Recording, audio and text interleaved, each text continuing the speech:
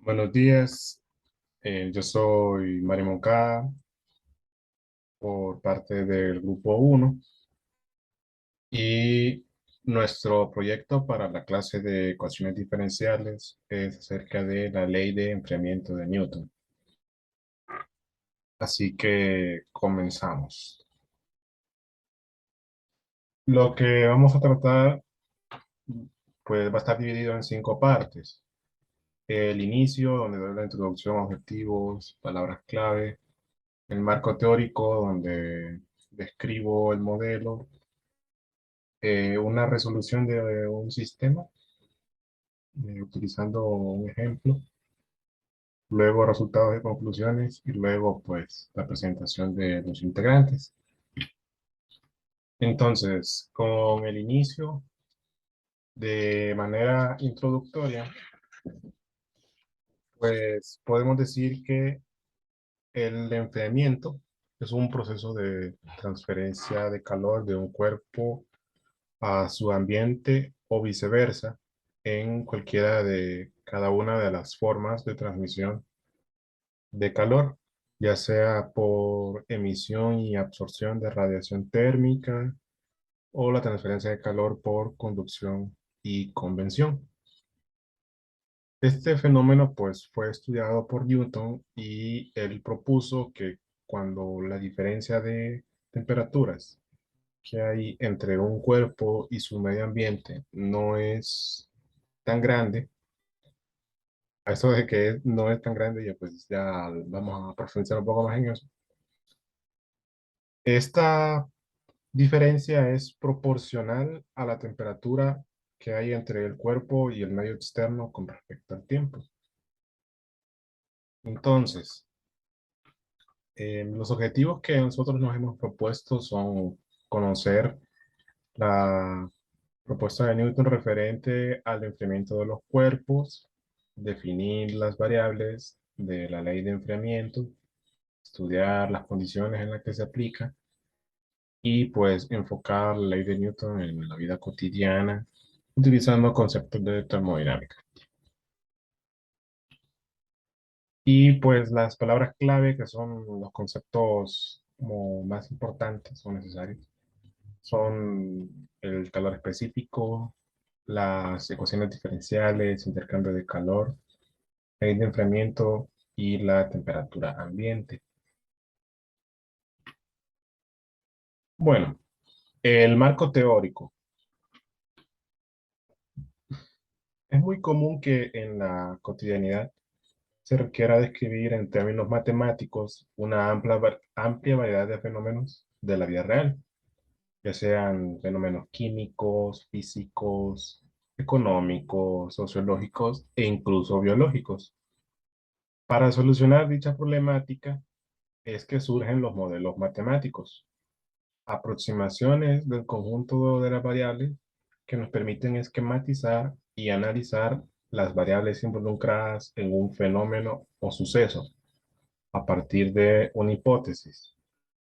Crear y solucionar estos modelos matemáticos debe de ser para comparar los datos reales y teóricos.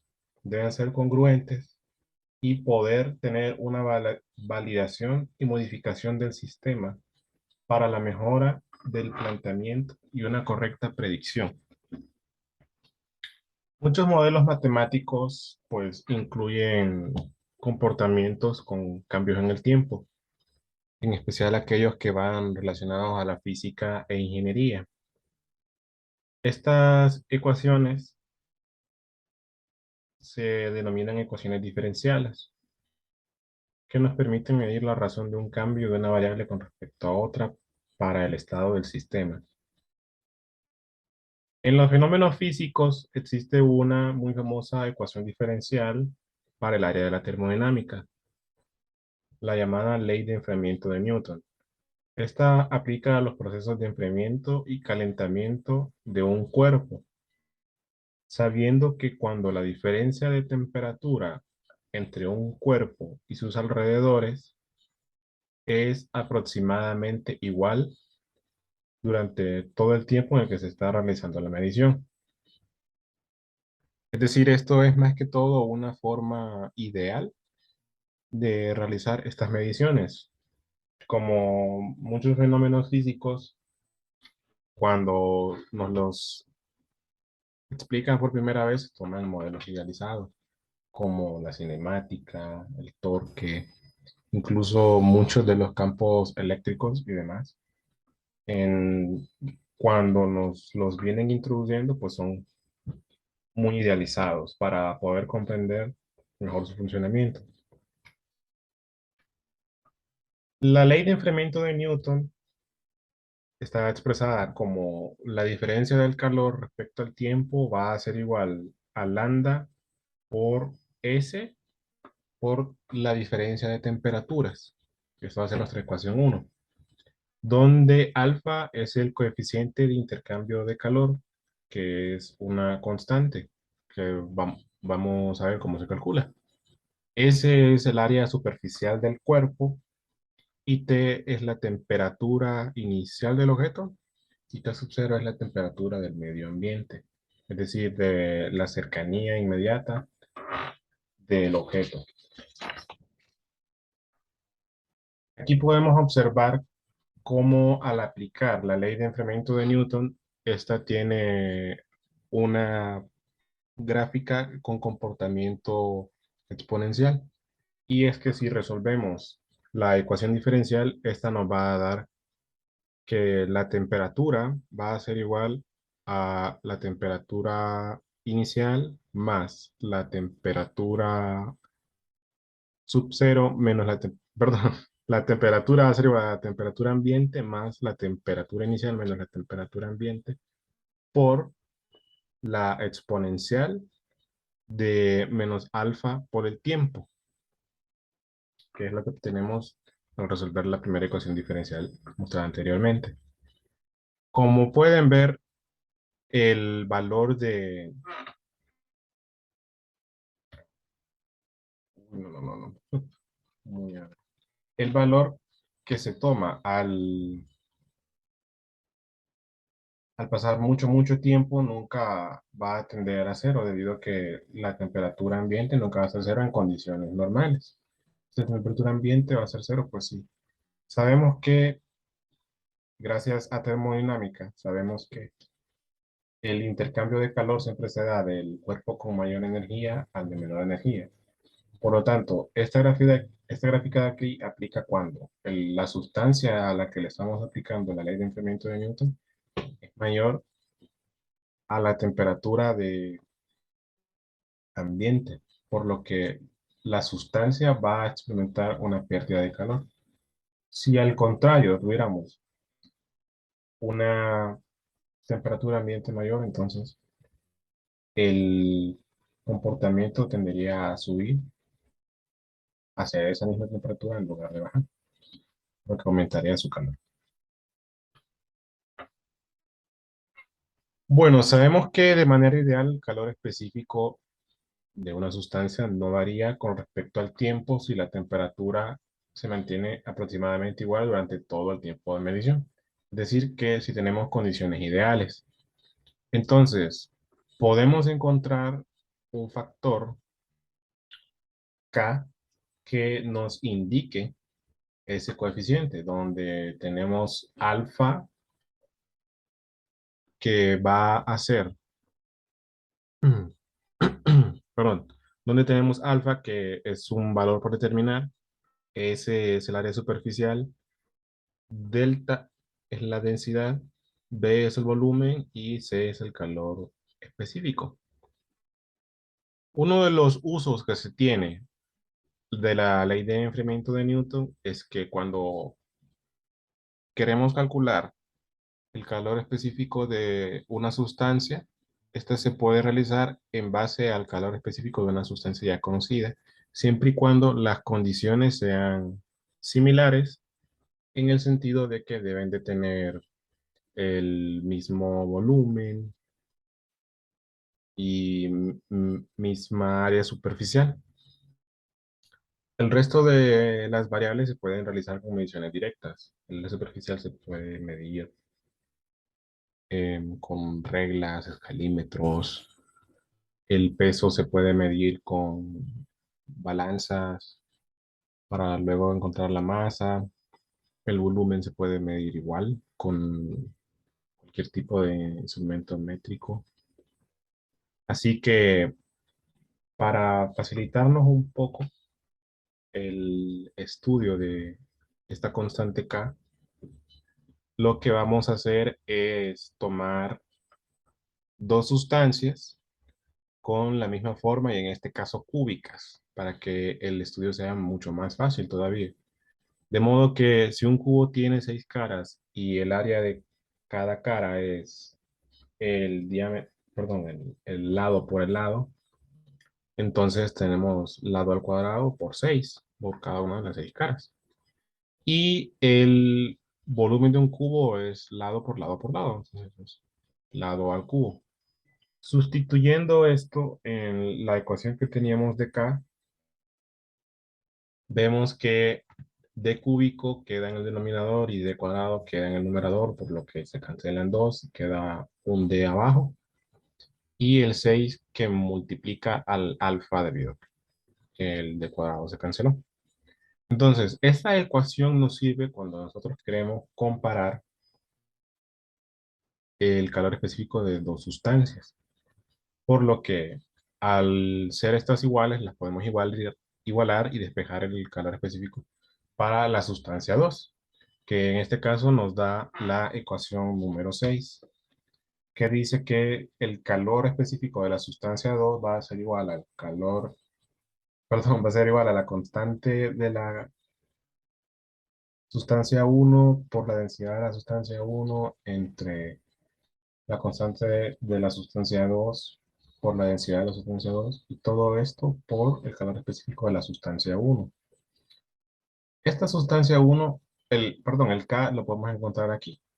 Debido a que esto es un modelo ideal, lo que nosotros podemos hacer es realizar una gráfica de interceptos para luego poder encontrar esa constante K para cada uno de los elementos y luego utilizar la fórmula 6. Por lo que aquí está un ejemplo. En este caso, vamos a calcular el calor específico del hierro, que esa va a ser nuestra sustancia 2. Nuestra sustancia uno va a ser el aluminio, donde, si recuerdan, mencioné que debían tener condiciones similares, por lo que la temperatura va a ser 100 para ambos y la densidad, perdón, y el lado va a ser 10 centímetros para cada uno de manera cúbica, es decir, un cubo de 10 centímetros por cada lado. Y la densidad, pues esa sí ya es propia de cada sustancia. Y sabemos que el calor específico del aluminio es 880 joules sobre kilo por kilogramo. Entonces, vamos a la creación del modelo en MATLAB. Aquí tenemos la temperatura, perdón, tenemos la temperatura ambiente, tenemos la temperatura del aluminio, que la dividimos pues en distintos intervalos. Tenemos que la función va a ser eh, logaritmo de la temperatura del aluminio. Y bueno, le pusimos estos puntos rojos de aquí para indicar cada uno de los intervalos que teníamos. Y los pusimos en rojo, de manera que en X tenemos la temperatura en, en el tiempo y aquí tenemos el logaritmo de la temperatura. Entonces vemos que esto da una línea una recta de intercepto lineal donde podemos encontrar Y, que este Y va a ser igual a la constante K para cada uno de los elementos. En este caso para el aluminio, 0.0053. Y ahora hacemos lo mismo con el hierro. Los parámetros pues son similares. Entonces aquí ponemos los puntos, nos fijamos y al calcular la pendiente nos da que esta es 0.0035. Entonces, con estos datos, pues ya es más que suficiente para poder encontrar el calor específico del hierro. Recordando y sustituyendo que el calor específico del hierro pues sería la constante K del aluminio por la densidad de aluminio por la constante K del hierro por la densidad de hierro por el calor específico del aluminio, donde pues K lo acabamos de encontrar y estos otros datos nos los dan del problema y este lo acabamos de encontrar y este dato del problema. De modo que al sustituir y resolver nos da que el calor específico del hierro es igual a 450 joules sobre kilogramo por mol. Y pues lo podemos comprobar en un libro de termodinámica, de física, donde se dan tablas para los calores específicos en diferentes condiciones. Dependiendo de la edición del libro, ya que pues las mediciones se han hecho cada vez más precisas con el tiempo, este valor anda alrededor de 420, 475, 450, por lo que nosotros obtuvimos un valor que es correcto. Entonces, en el cierre, pues podemos concluir que la ley de enfriamiento es una ley que nos dicta cómo varía la temperatura de un cuerpo en el tiempo con respecto a la temperatura ambiente, tomando en cuenta sus propiedades físicas y químicas, como la densidad y la constante K. Y bueno, el modelo matemático es de gran utilidad, especialmente en la física, para conocer el calor específico de una sustancia cuando no se puede medir de manera directa. Entre mejor sea nuestra recolección de datos, pues más acertado va a ser nuestro modelo matemático. Como referencias, pues utilizamos el libro de ecuaciones diferenciales de Sí para algunos conceptos teóricos y utilizamos la página Física con Ordenador, curso interactivo de física en Internet para la ayuda con los modelos y una mejor comprensión. En los integrantes, pues por distintos motivos, me tocó trabajar solo, ya que pues el grupo en el que yo estaba no tuvo la disposición de ayudarme. Entonces, pues decidí presentar yo por mi parte. Yo soy Mario Moncada, en cuenta 2019 SIN 5456. Nací el 10 de mayo del 2002. Actualmente tengo 20 años. Soy estudiante de la carrera de Ingeniería Eléctrica Industrial aquí en la Universidad Autónoma. Y pues espero que haya sido entendible lo que expliqué, que cualquier duda, comentario, corrección, pues me la pueden hacer saber y aquí estamos a la orden para cualquier cosa. Muchas gracias y buenos días.